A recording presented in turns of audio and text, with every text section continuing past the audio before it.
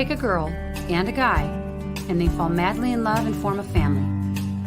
Sprinkle in some counseling degrees and a doctorate, a dream of transforming relationships as we know it. And 20 years later, we give you power couple Dr. Ray and Gene Ketkodian.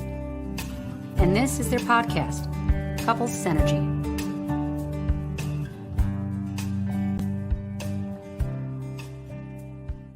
Hello, and welcome back to another episode of Couple Synergy with Dr. Ray and Gene. Hi, I'm Dr. Ray. And I'm Gene, and this is our podcast about love, marriage, and relationships. Check us out online at couplesynergy.com or on Facebook, Instagram, YouTube, Twitter, and LinkedIn at Couple Synergy.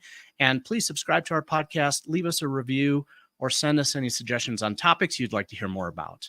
And now on to Couple Synergy, an in-depth look at love, marriage, and relationships, where we bring you our experience helping thousands of couples transform their relationships for over 25 years. Everyone says you should work on your relationship, but nobody teaches us how. So we've created this podcast to teach people what they can do to create the relationship they've always dreamed of with the partner they fell in love with.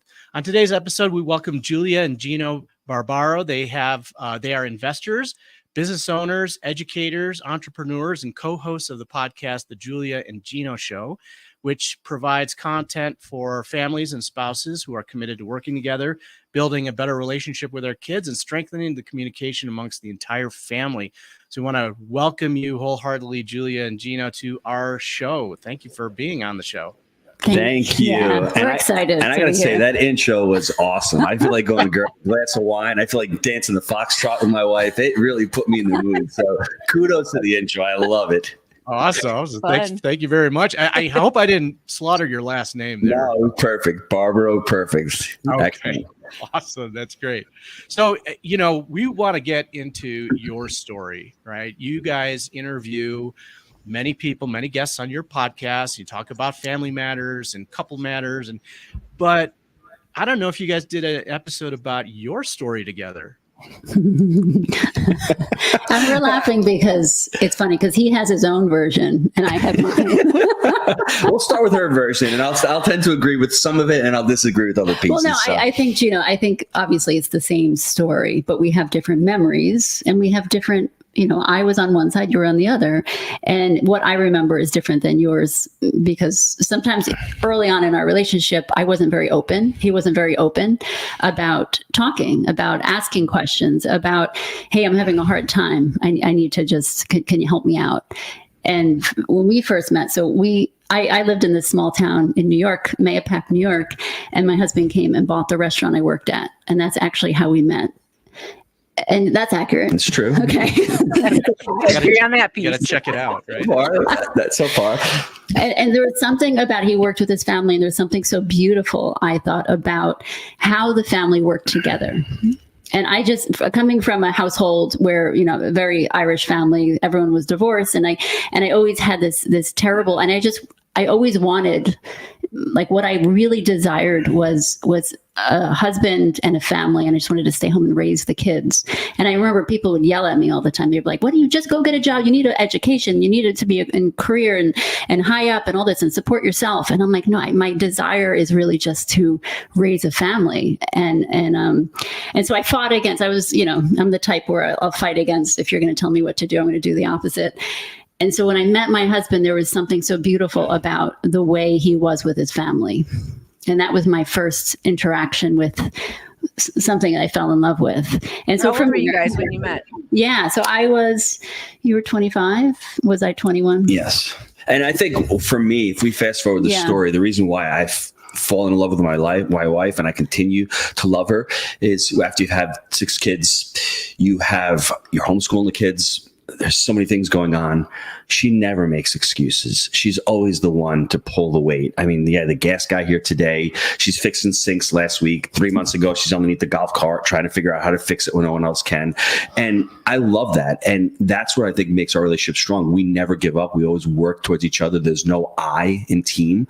And I think we don't really even compete, even though I love to compete in other areas, not in the business area or the podcasting area, because we both know. But it's to have that relationship and to know that I can count on her when things are tough. She doesn't make excuses. That's just the reality. And that makes me be a better father, better husband, better leader, because I can't be making excuses. If she's not, then would it be if I made excuses? So I look at her from that perspective. But we've had challenges just like every other couple, I think, and we've grown through those challenges. And I think, if I have to say, Dr. Ray, the thing that really changed my life is actually becoming a life coach, going to life coaching school and learning how to listen, learning how to become aware, learning how to ask great questions, learning all those skills that a life coach needs, and then coming home and practicing them on my wife. And all of a sudden, things started changing for us. And I think we became a lot feeling from that point on. I think Gene said it in the intro, is that nobody ever teaches you.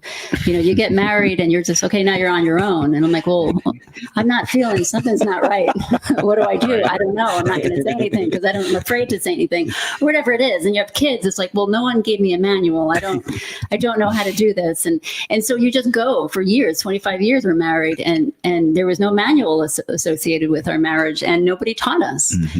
So at 25 and 21, you bought the restaurant at that time? Yeah, I was 24 years old when I bought the restaurant. Yeah, it was a family restaurant, and I loved it back in the 90s. It was a little different back then because you could actually buy a small business. There was no internet. It was a small town, and two families were, me and my brother and my parents, actually three families were making money out of a 70-seat restaurant.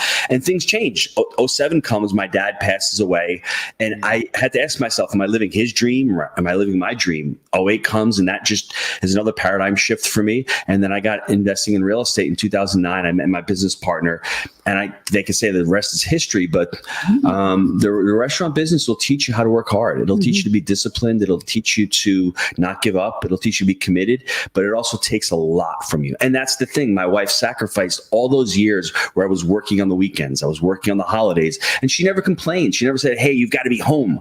She understood that that's how I made a living. That's how I could provide for the family. And looking back at all those years, it was just, for me, it was awesome. I really, truly appreciated that. Thank you. You're so sweet, really. But because saying that I never complained, I didn't complain, but I felt it. Yes, you didn't complain to me. On the inside. On the inside, right. Well, you see how we're remembering things differently? I mean, honestly, if I look back, I couldn't falter for saying, hey, it's Christmas Eve. Can you please stay home on Christmas Eve? It's a special holiday. There's 30 of our family members. And I really, that's why I got into the real estate business, because it was not incongruous with my values. I wanted to be home for the family, but I just couldn't do that. And it took me years to figure it out. Whereas remember, she didn't give up. I had to figure out a way to get out of that situation. It took me some time, but I ended up figuring it out. So how did you guys become a couple? Oh, early in the restaurant days, I was very flirty. I was very flirty. And it's funny, this is terrible. Is your mom going to listen to this? Probably not. I hope okay. Not. So my mother-in-law was, and she still is, and she's just, this is her nature, and I love her for it.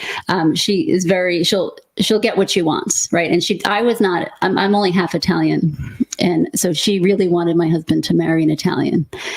So I'm probably still the black sheep in the family. Let's just be honest. And so little by little, she would, but his father really liked me and loved that we were secretly dating for probably 6 months, right? Which we didn't tell her. And so the fact that she didn't know, keeping this from the family, which are there. Yes, right? They're right in front of us. We're literally all working together. Yes. And Small all town. the workers, small town, all the workers that we worked with, we would all go out together after work, and they all knew. And so it makes me laugh because, of course, my mother-in-law knew. You know what I mean? Yeah. But it was one of those things. But I think there was something about, I think that there was, like I said in the beginning, it was that family values that we both desired that came out. For me. You know what's funny is we love to cook for people and to have people over and to serve them. I don't know if you can tell, but this is our home saloon that we're sitting in right now. And we always joke about when our business gets tough that we're going to go start a restaurant. And but Gina, I think it's love. I would say to you, I would steer you away from that. My kids want to open a coffee shop and all. Her dream. It's a Let dream, her live her dream. but it can turn into a nightmare, and you don't want that. Wouldn't you rather live your dream? Here's an intervention. I'm going to get into intervention. Gene, stay in the saloon, enjoy the saloon. Hospitality is wonderful. That's what our house was like. Isn't it wonderful to have people over and to be in the service of them? That's just a wonderful thing, and that's one of the things I really miss. A really big difference difference between doing it for fun and then doing it for a living, right? But I always tell my husband, I'm like, you cooked for people's weddings. Like, you are part of their memory. You cooked for people's Christmas Eve and Christmas Day and your people's first dates and all of this. Like, a lot of times, because I know that the restaurant was hard, but like when you're looking at what you're doing for a living, you're making a huge impact on people's lives. Dr. Ray, the biggest mistake that I think I made as an entrepreneur was I started a business to provide for my family. And that was the mentality of the restaurant, starting the business to provide for the family instead of starting the business to provide for the client or for the customer.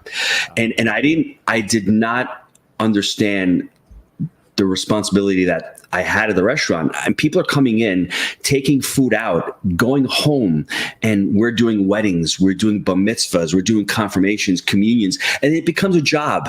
And it's almost like when you're a physician, it just becomes another number. And I didn't really understand that aspect of it. And I didn't think of myself as being in service. And that's part of the reason why I probably burned out and I probably started not liking it anymore. And then thinking about how to monetize and how to grow it instead of saying, let me be happy in the service. Why do I need to scale? Everyone's always talking about scaling. I could have stayed happy and been happy there, but I just didn't understand. And then when I got into real estate with my business partner, understanding to create an education company, understanding that we have residents, that we've grown into 1,700 units, that we're building this business not just for the family, but we're trying to provide value in the community and provide value for our residents, for our investors, for our partners, for our Jake and Gino students. If you just shift the way you think just a little bit and you take that perspective, I think you'll enjoy what you're doing a lot more and you'll be much more creative. And I think you'll actually enjoy it. If I had just looked at that from the lens of being at the restaurant, I may have a couple of restaurants today instead of being a real estate investor. So I imagine up until you made that shift, there was a lot of maybe challenges between the two of you that kind of erupted because of it. Yes. Oh, yeah. 100%. I mean, I saw my husband come home late from the restaurant probably for years, just miserable, like literally coming home depressed, and it wasn't well. And I didn't know how to fix it. You know, I'm the type that I used to be the type that always try to fix everyone. And like, how can I make your life better? And I couldn't do anything. And it was very frustrating on my part. And I thought I was doing something wrong for many years. And it was the day that my husband came home and he said, what if we sell the restaurant and move to Florida? Wow. And I was like, And like I said, I watched him for years and years struggle. And I knew there was a lot of reasons behind it. There was a lot of emotion behind it. There was a lot of like desperation. And I said, okay, let's go. And we took our 6 kids. I mean, it took us 2 years, but we decided that's what we were going to do. He needed a separation from his family, from the restaurant world, because his like identity was that. But we left everyone we knew, our whole big families. We had, and we were the hosts. Like, our house was the place to go. And so every holiday, every birthday, all of it was at our house. It was a big deal. Dr. Ray, let me preface this by saying, if you're going to do that and ask your wife to take that responsibility and to take that course of action, you need to be able to put in the work to show her that, you know, you're not just doing this on a whim. I had been investing in real estate for several years. I had been laying the groundwork. I wrote a book with my business partner. We had about 300 or 400 units at the time. So I had enough money coming in from the real estate. So I wouldn't just go and ask her, let's do something irresponsibly. Right. If I'm going to take that action, I need to make sure that I put in the hard work and that I'm not doing something riskless. And this doesn't have to be a 10-year project. If you decide today, I want to make a big shift in my life, you just need to start taking actions today and those little incremental steps, and you'll look back 3 years from now and go, wow, I'm ready to make that challenge. But I think the problem is that people get caught up and they're in their situation. You know, your input, you know, shapes your outlook. And if your input is negativity and there's no future, well, that's what's going to shape the outlook. I was fortunate that I had my business partner, Jake. I was fortunate that I was in different groups, different mentorships. I was excited. So I was working during the day at the restaurant. For lunch, I was doing real estate, and I'd come home late at night and do real estate. So for those of you thinking about doing something like that, you have to be all in. You have to be committed, because I'm asking a lot for my family, and it was difficult for the kids as well. Some of the kids loved it. Some of the kids hated it. But I think my wife understood that I just needed a change. I needed to get away. Yeah. How did the extended family react? right? Because they were part of the business too, We're right? literally dying. I just want to tell you, like, there was mourning going on. It was crazy. But I just want to say something real quick is that when he was asking if we would leave, my first initial reaction was, no way, I'm not leaving my family. I'm not leaving everyone I know. And when I say family, I was thinking like my mom, my brother, my sister, you know what I mean? Like my old family in a sense. And it took me a second. I'm like, am I putting my husband first? No, my gosh, I'm putting everyone else I know outside of my home ahead. And it was that moment that I had to actually ask, well, who do I put first in life? And it wasn't the right answer. And so that's another reason why I said yes, of course. But our family did not react well. It was really, and it was really difficult for everyone. I think our moms, They tried to sabotage the whole thing. They came down for a few days, and when they're leaving, they're crying. They're going to my kids, we're never going to see you. It'll be okay. And I'm like, Mom, they actually you're in New were York. like, It's an hour and a half we flight, love you. Mom. And I'm like, seriously. Yeah, remember we love you. It was like, it was hard. And but again, we didn't look at I have to say, it took me years to realize I didn't look at their side. Yes. I did not. We're just like, here's what we're doing. We're changing. We're taking all six of your grandchildren away. And I never really looked at it in that sense. And I should have. We kind of had a similar story. I mean, we used to work in the hospital system and community mental health system. And, we had to make that shift as well at some point to start up our counseling clinic in the Chicago area. And our parents, they kind of reacted in the same way. And I said, you know what? If it doesn't work, I can always go work for McDonald's as a manager or something. Because your dad's a doctor and worked in this stuff. Well, yeah, that's true. Yes. My dad's a psychiatrist, and he worked in the system his whole entire life. And so his thought of moving out of the system to do something on your own as an entrepreneur was just completely, beyond him.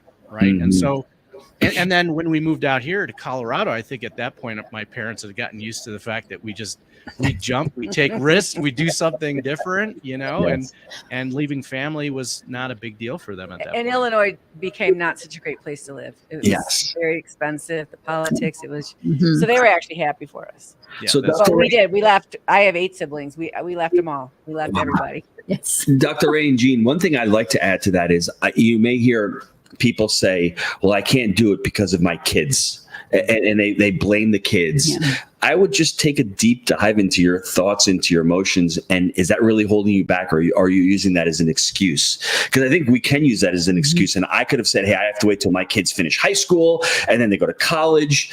And you have to put yourselves first, because if you can have a happy, healthy relationship, that'll trickle down into the kids. Was it hard the first couple of years for Sophia and Veronica? Absolutely. But after year 3, it was like, wow, Dad, thank God that we moved down here. Yeah. COVID hit. It was just an amazing place. We had made friends. We had become part of the community. Nothing that's worth it in life is easy. Yeah. It's that's the reality. And I'm hoping that they learn that lesson as well. I think what you just said is important, because sometimes the kids needed to see that we were working together on something big like that. Absolutely. Do you know what I mean? Like it's one of those things when we're letting them make major decisions, even if they're little. Oh, we're going to wait till don't worry, we're not take you out of preschool yet because you love it.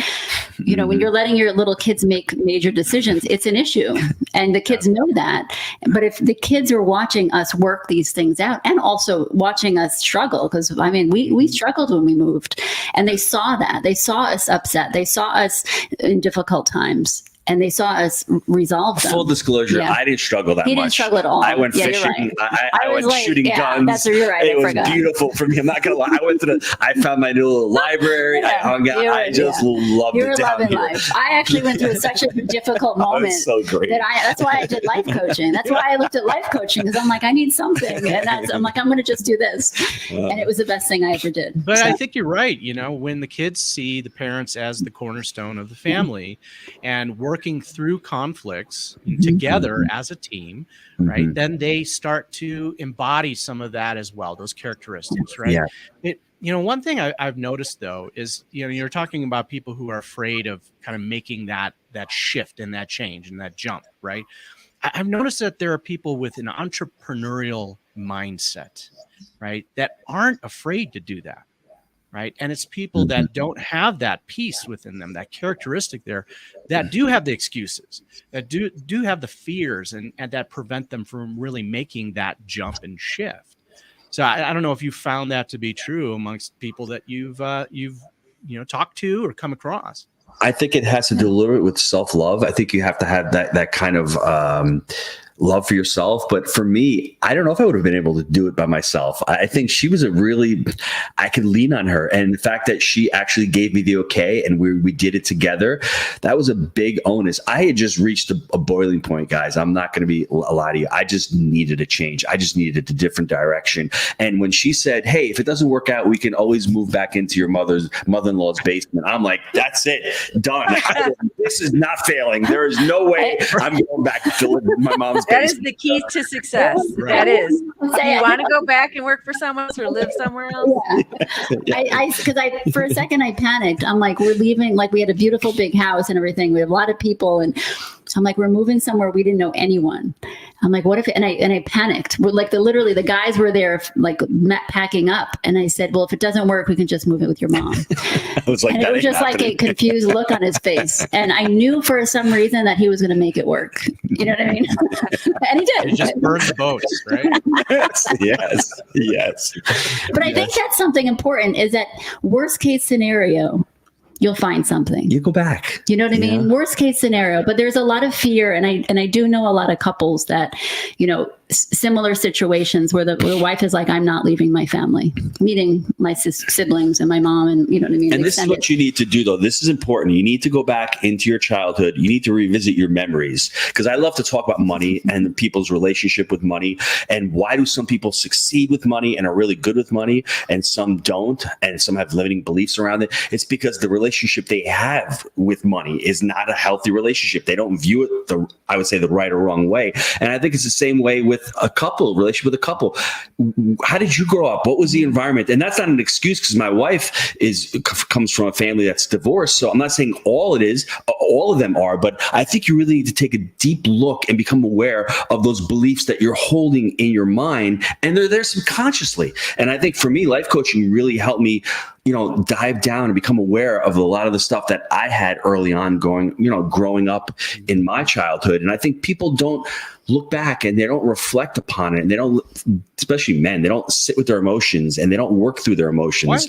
What are you talking about? Really? You haven't met any men like that. No, you're absolutely right. And when we're working with couples, I'm working with husbands and Gina's working with wives, and we do that deep dive. They have to understand what that old programming is, right? In order for them to actually face it, confront it, and reprogram, whatever their insecurities are, right? Reprogramming their communication, the way they deal with conflict. All of that is very important, because, if they don't figure that out, they're going to be in conflict with their spouse. Right. And that's where they're tearing each other apart versus building each other up. Yes. Well said. I like that. Yeah. I like that. And I think I was just on a women's coaching this morning with a bunch of ladies, and it was such a basic conversation.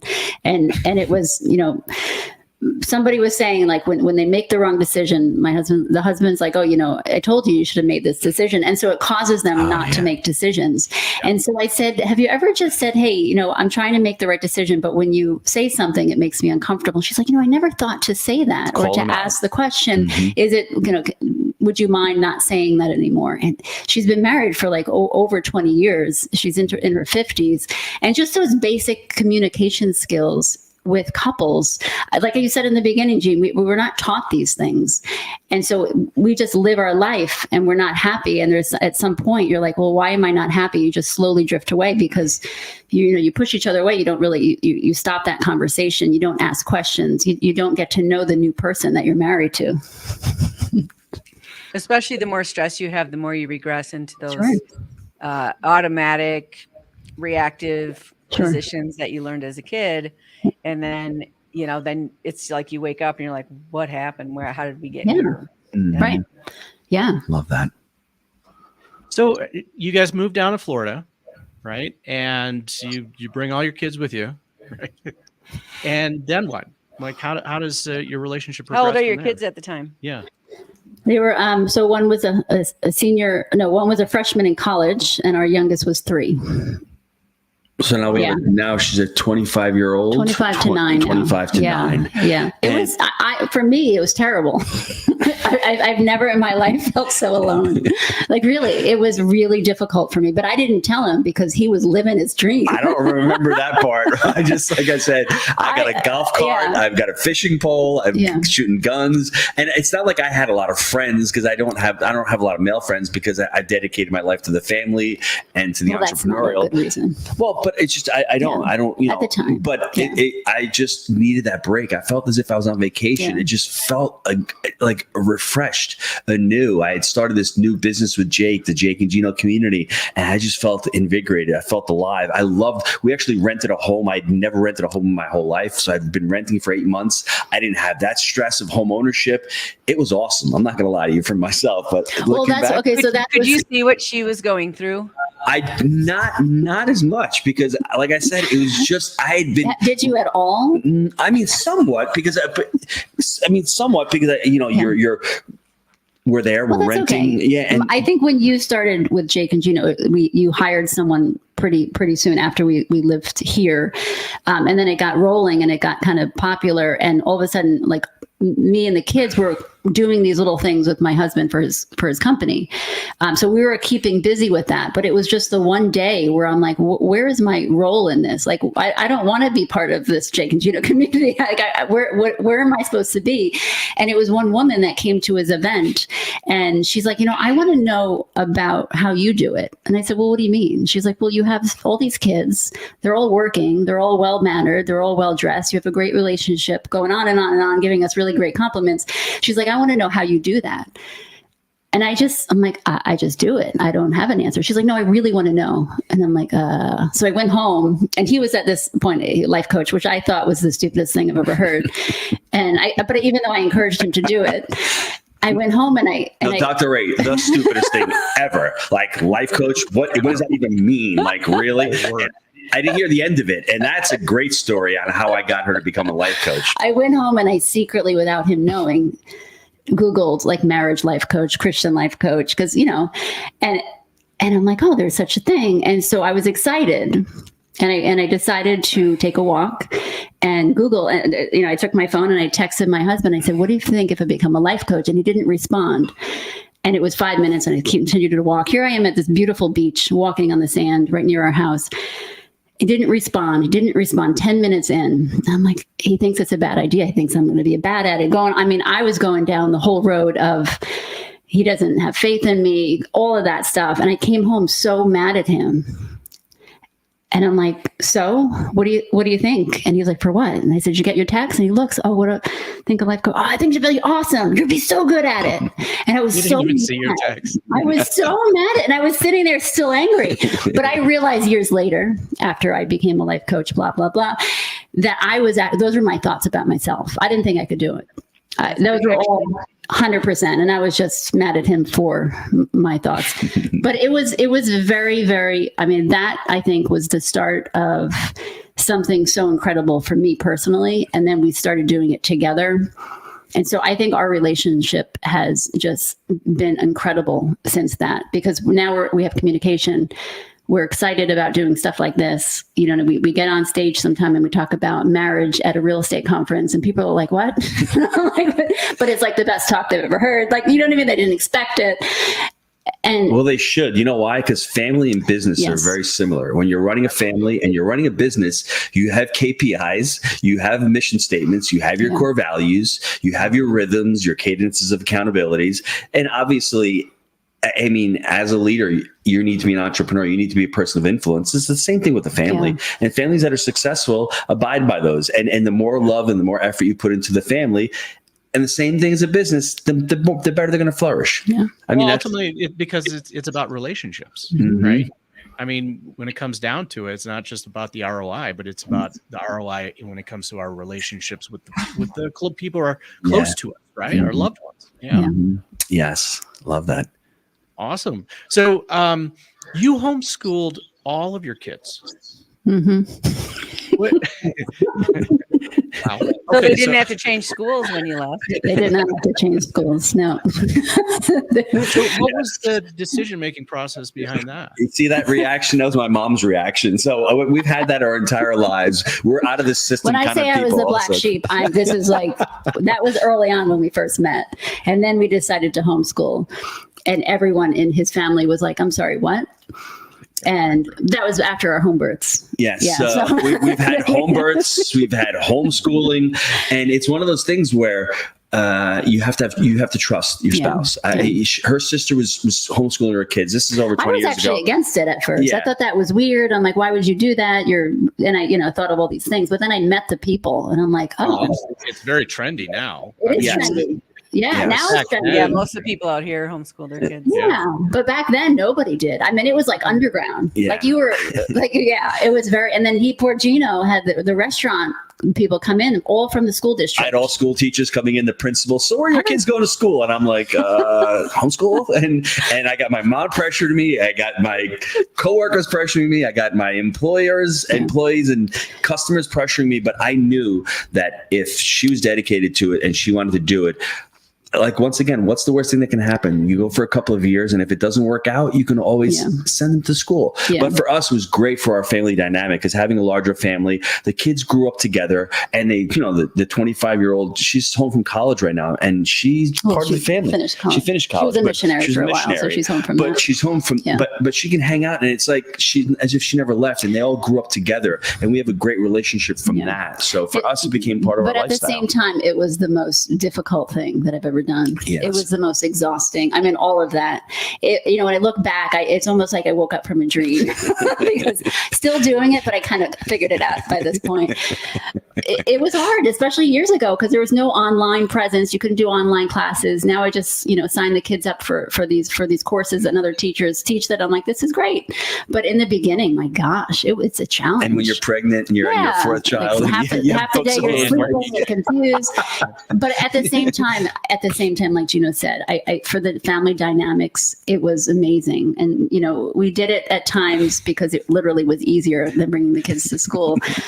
But yeah, I made a lot of mistakes. I'm thinking my son would have probably done much better in math in high school. But, he's graduating this weekend with, what is he? Finance and accounting. Yeah. So I'm like, all right, I think I did all right. Yes. But you know what I mean? I made a lot of mistakes. I'm not this, expert in all subjects. I did the best I could. Well, that's extra isolating for you too, right? Because if your kids were in the public school, then you're interacting with other parents and everything too. But you're just at home with just the kids and yourself. We were, but we were very grateful. We had a huge, beautiful families around us. So we had a lot of activities with other homeschoolers where we lived, up in New York and as well later on down in Florida. And you have to, otherwise you literally will go crazy. You do need to interact with other people, and the kids need to hang out with other people because they also have to learn. Who's a good influence, who's not a good influence, and friends. That's another lesson in and of itself. So how was the shift in culture for the two of you, moving from New York to Florida? Was it much of a shift, or was it? It was like all of a sudden we lived in a free state. That's what it felt like. Well, it's actually interesting because when we went to Publix, the shopping center, and I turn around and this 14-year-old is asking me, "How's my day going? And how you doing today?" And I looked at him. I'm like, "You talking to me? Like, what? You're supposed to be talking to me." In New York, nobody talks, Steve. Nobody looks at you. Yeah. And now here in Florida, people are pleasant. Yeah. The weather is pleasant. It's just a different atmosphere. They're a little bit slower here, but things have changed because a lot of New Yorkers have moved down here. So it's just for me.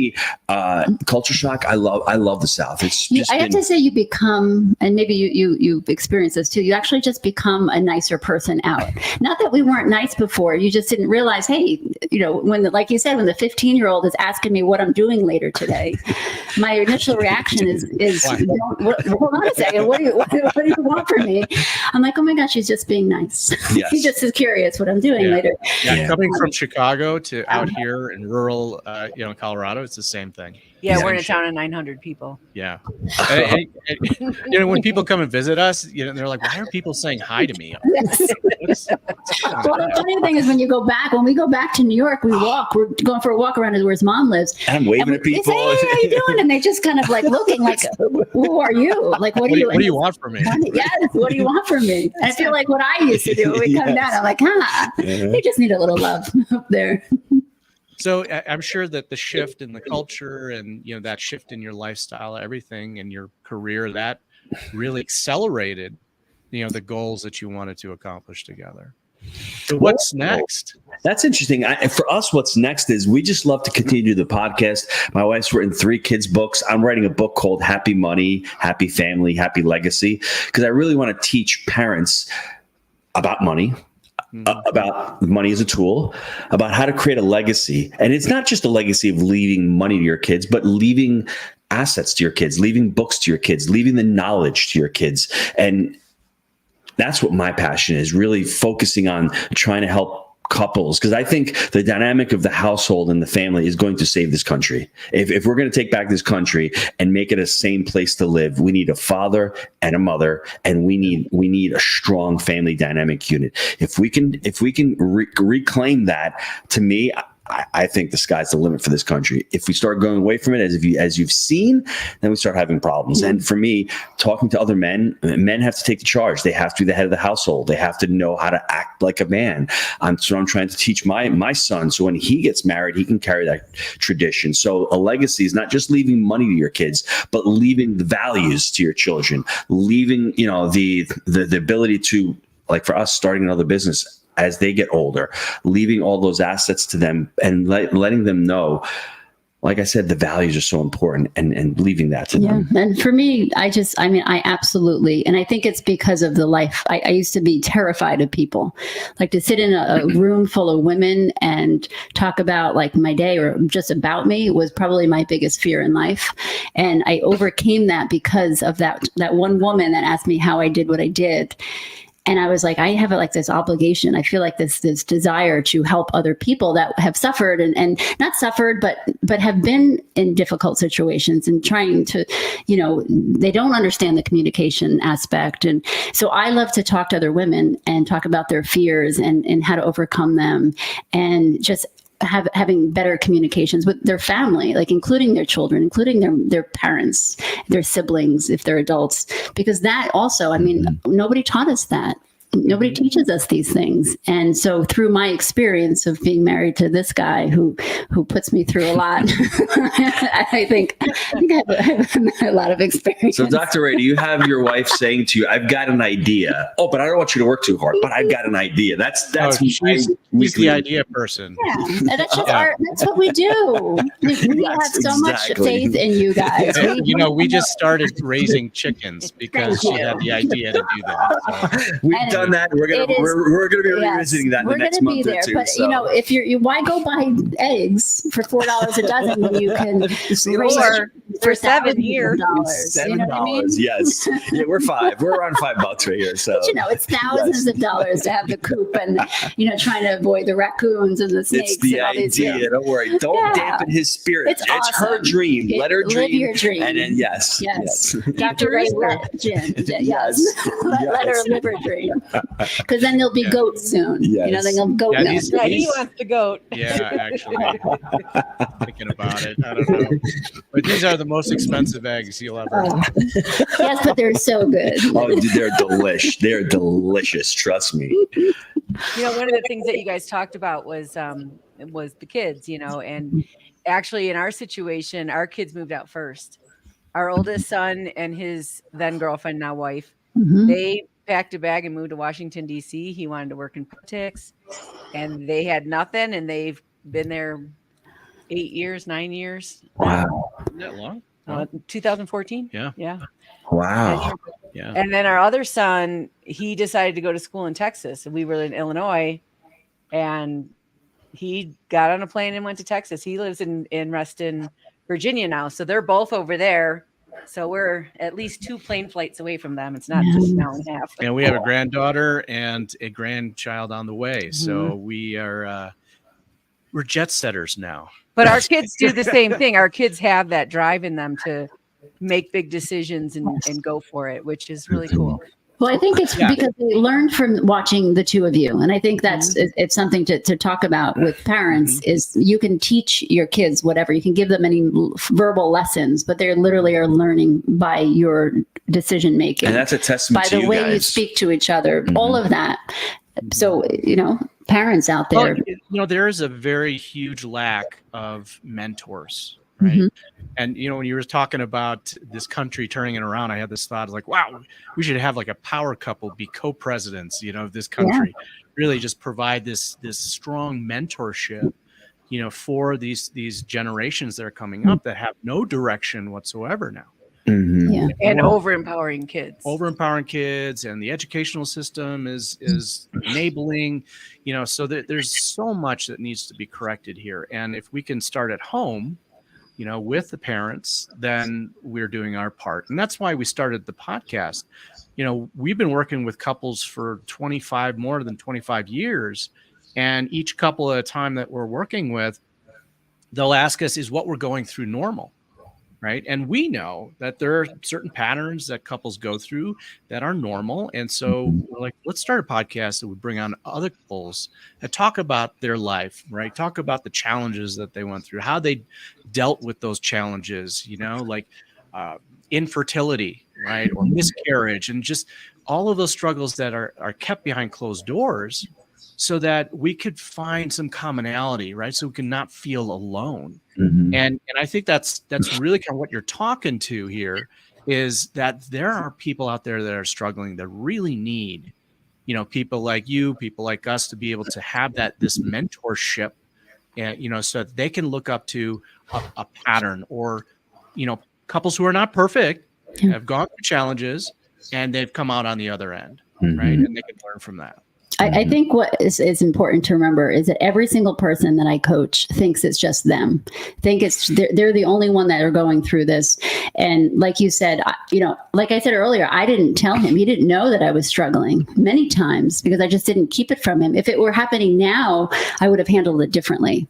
But I was too like, oh, maybe this is just me. Maybe this is something wrong with me that there's, and so I never told him because I didn't know how to. No one taught me how to communicate certain things to my husband.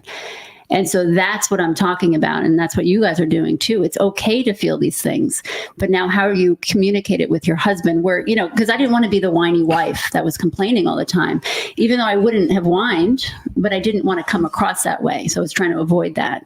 And so I just pretended everything was okay at times.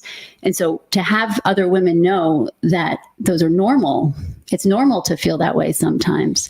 And to talk about it with a trusted person that is not going to give you horrible advice to like leave them or you deserve better than that. You know what I mean? To talk to your spouse and work through it. And you're not alone. I think that's the number one thing that I could say to people is that we all go through this. We've gone through years of difficult times, and not like terrible times, but just like lonely times. But it's what you decide to do with that matters. Yeah, I think trusting those lonely times is really important. Yeah. And the female brain is actually designed to look for problems. That's what we do, right? Because we have to look at a baby that can't speak and figure out what do they need. Yeah. So we're designed that way. So we have to find and solve thousands of problems that never exist. Right. And guys don't. Their brain works very differently. And so that piece is really important. And as a child, your thought is, if something isn't going the way I want it to, what am I doing wrong? I should do something different. If I want to get a better grade on this test, I got to study, or I have to try harder or something. And women don't really look to, well, maybe it's not me. Maybe it's out there. Maybe it is them. And that, I think, takes some maturity. It does, definitely. Brain. Yeah.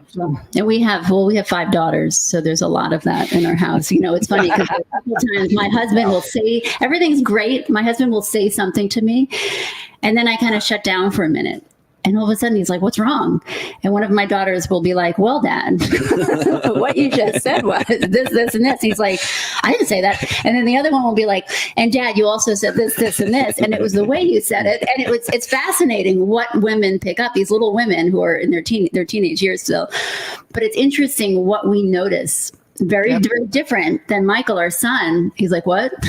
What do you mean? And he's like a brilliant kid, but he doesn't pick up certain things. I just find it fascinating. Yeah. Right? Well, our brains are designed very differently. And for Absolutely. men, we can compartmentalize, Yes. right? We can only use one hemisphere at a time. Right. Whereas women can use both hemispheres simultaneously. They're designed to be able to look at the environment and see it, pick up on everything. Where guys, we have to be laser focused on a problem and attack it, and then go back to status quo. And that's just how we're built, right? That's why Gene and I have the ideas, and we're trusting you to be laser focused and figure them out. like raising chickens. That's right. Oh, we like our chicken. No, Dr. Ray, you're going to know how to protect them from all the environmental things. Already, I'm doing it every day, every morning. It's a rooster. Yeah. There you go. We're the protector. And we need that. We need that. Because the kids aren't home, so you have to protect something. Yeah, we have gone through a big thing in our culture of defeminizing women and demasculizing men, and it doesn't lend to health. There's anxiety and depression are through the roof, and it's so confusing, and it's not that confusing.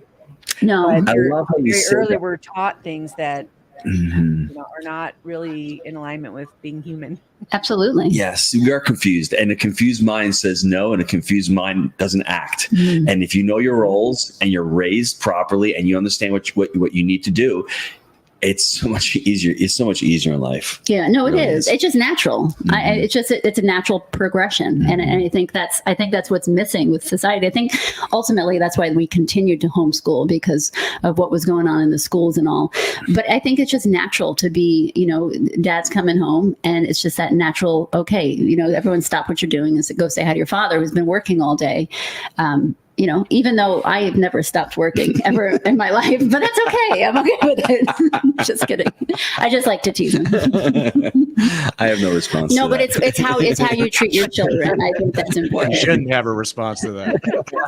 I know what I've learned. I beat him up. I It's put him tough in the, staying in the home closet. thinking all these ideas all day. You It know what I'm is saying? hard. It's exhausting because as we're doing other things, we're like, we're using the other part of our brain to think of things for you guys to do. Keep you busy. Yeah, there were times I'd be like, Gene, you just told me to do 5 things in the last 3 minutes, right? You know that, right? Love that. I love how men and women are different. Yeah. And I don't ever want to be like a man. I just don't. And I wish women would feel that. I wish they would just be so satisfied with being a woman and all the great qualities we have and what we can give society, what we can give to our children and other people, because it's so beautiful. And I think so many women are just trying to live up to being a man, but you're never going to be there. And it's okay. You have a role that is it's created so perfectly. Why on earth would I want to compete with? Okay, we compete, but not as men. I don't want to be a man. I don't want to be like you. But do you know what I mean? Yeah, I do. That's not a very popular view in today's society, right? I know. Well, I mean, Right? to be honest, she has the most important job on the planet. She's got to rear the children. She gives birth to the kids and she raises them. She's the mother. She's the she's the caregiver. She's the one where the kids grow up initially and they're attached to her. And that's something that I can't do. All 6 children, it took a couple of years. She nursed the kids. It took a couple of years for them to come really start bonding with me. That's such an important job. There's no other job on the planet, I think, that's more important than that. So how can I compete with that? I can't. But that's the beauty. Yes. We don't want you to compete. Yes. You know what I mean? I don't want you to have to feed them if you're not meant to at that age. It's okay. That's why I just love the roles that we have, to embrace the natural roles. Traditional roles. Yeah, Yes. absolutely. Yeah. Which, as I said, it's not very popular view today, but it's one that we absolutely agree with as well. Yeah. But it's not popular, but it's desired. People they For sure. desire it. They don't know what it is. And I have to tell you that there's a lot of people that see us even out, and there's something about our family that makes them come up and say something to me. There's something about you guys. And I know what it is. I know that God's in our life, and I know that we live a traditional life. We have the father, we have a lot of children, people are either horrified, like, I can't believe you had that many kids, or they're like, oh my gosh, I wish I did that type of thing. But it's just that it's what people truly desire in their heart. They just don't, there's a pull there of society. And so that's usually the issue. That's awesome. You got your question for him? Yeah. So last question. What is it that your partner does that you know they love you? This is a hard question. So I know this might sound wrong, but when my husband's really struggling with something, whether it's with business or computer, just something, he knows that I'll help him. He knows that I'll stop anything and help him. And I know that sounds like businessy, but it's not. I think it's the thing that he trusts me, and he knows that I'll stop whatever I'm doing and choose him. I think it's sort of self-serving, because I think when my wife, she always takes care of me. Like when I'm going out to work, I've got food. She makes sure that I had my water, that I took my supplements in the morning, and she's just always thinking about me, taking care of me. And that's so good, because I need somebody to help take care of me. Did you answer my question? Yeah, I think I did. Okay. I think I did. That's okay. No, tell me to answer the question. Yeah. Well, actually, yeah. Gino, did you answer the question? I don't know. I answered in my own term. Like, give me that question and let me really ponder that question for a second. Answer that question again, please. What is it that she does that you know she loves you? That she does, that she knows she loves you. Maybe you did answer. Yeah, that's something that she does. Yeah, I mean, that's something that she did. And that's how she shows her love for me, is that she's always thinking about my well-being and always taking care of me. And she'll call me up and say, "Did you eat enough today? Did you know?" And that's something might be my controlling nature too. No, but I love that, because I know somebody's thinking about me, and it's really important to have somebody thinking about you. And I think about her, and I think about the kids, but I've got somebody in my corner all the time, and that's important to me. That's awesome. So where can our audience learn more about the two of you? Well, JuliaandGino.com. The podcasts are there. The books are there. We're and on YouTube. We want to make it a hub. I mean, just for couples and for families to go there and just to have the view of what family life can be. I mean, it's just been an amazing adventure for us, and we're only 25 years into it. So I'm hoping the next 25 years are even better. And I think, I'm trying to think of something just to leave you with as far as inspiration. I think, what did Mother Teresa say? If you want to change the world, go home and love your family. That's it. If you want to change the world, go home and love your family. I think I love that. Yeah, I think really the message is, a lot of times, even with work, we're so busy fixing other people and doing other things around the house, and we forget about the most important people in our life, which is usually sitting right next to us, whether our children are home, and we neglect those people to try to please people outside of our home. And we'll succeed in life. We'll be happier by making money in the world if we have a solid foundation at home. And I think that we forget that sometimes. And maybe people are just busy working because they don't want to go home, because their house isn't a place of rest, of just feeling that homey, so cook together, eat together, have a family meal at as many times as you can during the week, because those are the times that the kids are going to remember. And that's what's going to make a huge difference in your life. Just the simple things. Yeah. Absolutely. So JuliaandGino.com. Yep. Yeah, and they can also access the podcast where you can listen to podcasts, right? Yep. Yeah. Yeah, it's on the website. So I think we are on Simplecast right now. We're on Spotify, Spreaker, iTunes. So we're all on all the channels. Instagram, you can watch most of my children cook, right? Our kids are cooking on Gino's Family on Instagram, Julia Barbaro, Instagram. I have a lot of mom's tips on there. The YouTube page, which is under what? Julia and Gino Barbaro? Gino's Family. Gino's Family. Awesome. So Julia and Gino, we want to thank you so much for being on our podcast today. Thanks, guys. Yeah, this Appreciate awesome conversation. Thank you, Dr. Ray and Jean. And just stick around after we end the recording. But we want to thank all of you for joining us today on On Couple Synergy, our passion is in helping couples and people have happy and healthy relationships. And this podcast gives us a fun way of bringing our knowledge and expertise to you, our listeners.